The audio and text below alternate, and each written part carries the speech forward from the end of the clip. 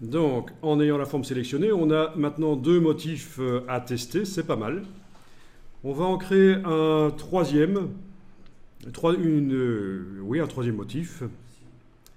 Donc, je clique à côté de tout, rien n'est sélectionné. Et je vais changer la couleur de ce qui est noir ici. Voilà, je sélectionne avec la flèche blanche. Mais attention, ça ne va pas être si facile que ça. On va choisir la couleur dans le RVB de base ici. Voilà, peu importe la couleur que vous choisissez. Il faudrait qu'elle soit intégrée au nuancier, cette couleur que j'utilise. Je vais la déplacer du RVB de base vers le nuancier ici. Voilà, elle est là.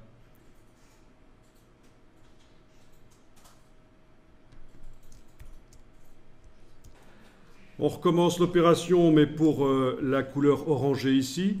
Clique sur la couleur orangée, majuscule clic, parce qu'en effet, on peut activer les deux objets. Et je choisis une couleur. Et je la déplace dans le nuancier du document. La voilà.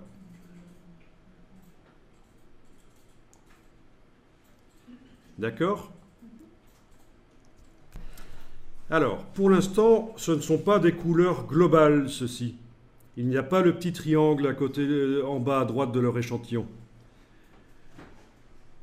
Bon, vous n'avez plus rien qui est sélectionné. Vous avez cliqué à côté de tout. Hein. Vous allez transformer une des couleurs en couleur globale.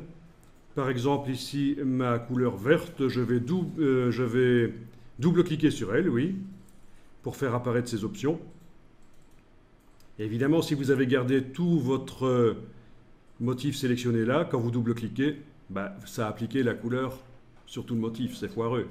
C'est pour ça que je vous ai dit, et là je fais CTRL Z, que je vous ai dit qu'il fallait désactiver les vecteurs en cliquant à côté d'eux avec la flèche noire avant d'aller double-cliquer sur la couleur. Et on va faire en sorte que ce soit une couleur globale. OK. Quand je sélectionne avec la flèche blanche ma spirale ici, est-ce qu'elle utilise bien cette couleur? Non. Elle n'utilise plus cette couleur, il faut que je lui précise qu'elle utilise cette couleur. C'est important. Ben oui, parce que j'ai changé les caractéristiques de la couleur, donc resélectionner l'objet avec la flèche blanche et préciser qu'elle utilise cette couleur. Bon, ben c'est encadré, voilà.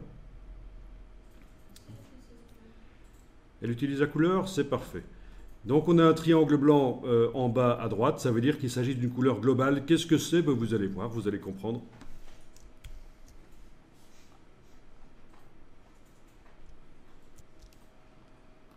Ok. Alors, autour de mon cercle là, qui contient les motifs, je vais aller faire d'autres petits cercles. Voilà. C'est juste décoratif. En voilà 5. Ok. Je vais appliquer sur certains de ces cercles la couleur globale. C'est déjà fait. Et sur d'autres, l'autre couleur qui n'est pas globale. Pourquoi pas globale? Parce que je vais vous montrer la différence entre une couleur globale et une pas globale. Donc voilà. D'accord? C'est pas mal ça.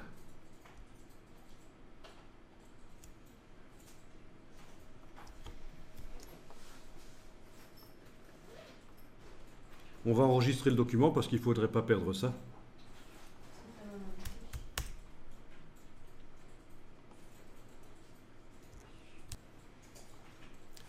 Bien, vous n'avez plus rien sélectionné, vous avez cliqué à côté de tout avec la flèche noire. Ouais.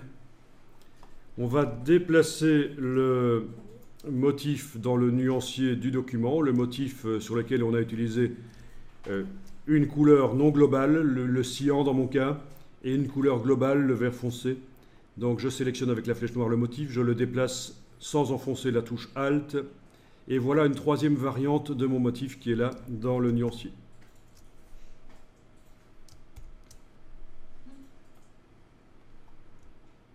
Voilà. Et je sélectionne mon cercle, le grand cercle, et je lui applique ce nouveau motif. Voilà. Si c'est pas joli ça.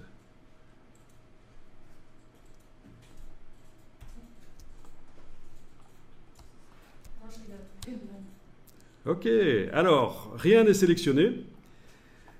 Pour changer le motif, bien sûr, je pourrais sélectionner le grand cercle et lui mettre un autre motif, une autre variante. J'en ai deux autres. Mais je peux aussi faire ceci.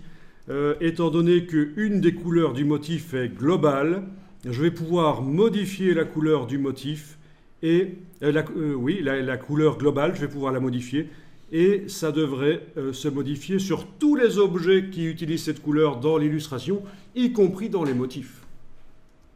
Donc on y va, rien n'est sélectionné, on a cliqué à côté de tout. Vous double-cliquez sur la couleur globale, vous cochez la case aperçue, vous modifiez et ça marche. Tous les objets qui utilisent cette couleur dans le document, cette couleur globale, subissent la modification de la couleur. Très intéressant pour des illustrations. Vous pouvez avoir plein d'objets qui utilisent une couleur, plein de couleurs globales. Enfin, vous modifiez vraiment l'aspect de l'illustration en téléguidant les couleurs dans l'illustration grâce au double-clic là. Mais attention, il faut que la couleur ait été globale au moment où je l'appliquais sur les objets. Parce que si elle n'était pas encore globale au moment où je l'appliquais sur les objets, ça ne va pas marcher. D'ailleurs, on va tester, vous allez voir. OK. Par contre, toujours en n'ayant rien sélectionné, parce qu'évidemment, si on commence à sélectionner les objets, c'est facile de changer leur couleur. Mais là, l'idée, c'est que le texte, les objets vectoriels, les motifs, tout ce qui utilise les couleurs globales devrait se modifier quand je modifie la couleur globale. Donc, en n'ayant rien qui est sélectionné, je double-clique maintenant sur le bleu. Il n'est pas global. Je coche la case aperçue. Je modifie. Rien ne se passe. Je viens de transformer le bleu en vert. Je peux essayer de le transformer en orangé. Voilà. Rien ne se passe. Mes objets ne se remettent pas à jour parce que ce n'est pas une couleur globale.